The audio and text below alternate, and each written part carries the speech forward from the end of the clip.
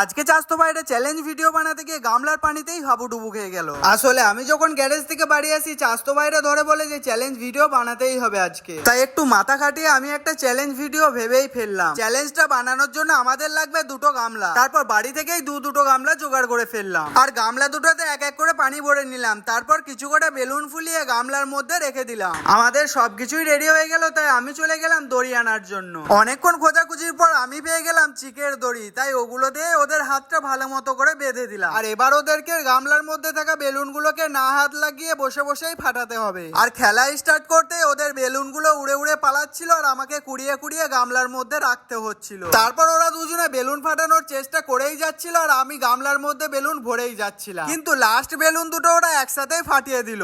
ওদের খেলাটা সমান সমান হয়ে গেল, তাই আমাকে আবার বেলুন ফুলিয়ে ওদের খেলাটা স্টার্ট করতে হবে। খেলাটা কে জিতলো জানতে হলে তোমাদেরকে পরের ভিডিওই দেখে নিতে হবে।